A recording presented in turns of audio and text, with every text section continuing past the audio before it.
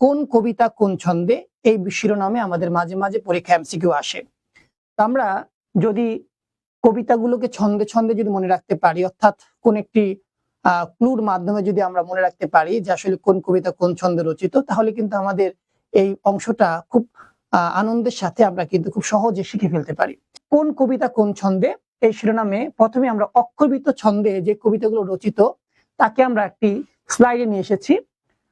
বিভীষণ পদ্মা পাড়ে বসে বলল তাহারেই পরে মনে। আপনাদের পাঠ্য বইয়ের বিভীষণের প্রতি মেঘনাদ, পদ্মা, তাহারে পরে মনে, এই কবিতাগুলো কিন্তু অক্ষরবৃত্ত ছন্দে রচিত। এরপরে দেখি আমরা মাত্রাবৃত্ত ছন্দে কোন কোন কবিতাগুলো রচিত। এই কবিতাগুলো আমরা কিভাবে করে মনে রাখতে পারি। 18 বছর বয়সী এক বিদ্রোহী প্রতিদানে সোনার তরী উপহার পেল। 18 বছর দিয়ে আমরা 18 বছর বয়স কবিতাটিকে বুঝিয়েছি, বিদ্রোহী দিয়ে আমরা বিদ্রোহী কবিতাকে বুঝিয়েছি, প্রতিদান, সোনার তরী, এই কবিতাগুলো কিন্তু মাত্রাবৃত্ত ছন্দে রচিত। এরপর আমরা দেখি আর এক ধরনের কবিতা আমাদের পাঠ্যপুস্তকে থাকে, সেটা হচ্ছে কি গদ্য ছন্দে রচিত কবিতা। কোন কবিতাগুলো গদ্য ছন্দে রচিত একটু খেয়াল করে দেখেন।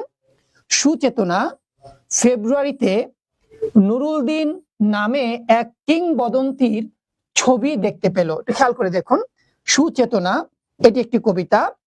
ফেব্রুয়ারি 1969 নামে একটি কবিতা আপনাদের রয়েছে, এটি একটি কবিতা।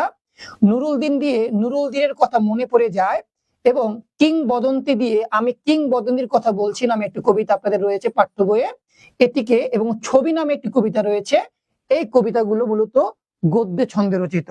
তো শিক্ষার্থী, তাহলে দেখুন আমরা কত অল্প সময়ে কত চমৎকার ভাবে আমরা কিন্তু কোন কবিতা কোন ছন্দে সেটা কিন্তু আমরা জেনে গেলাম।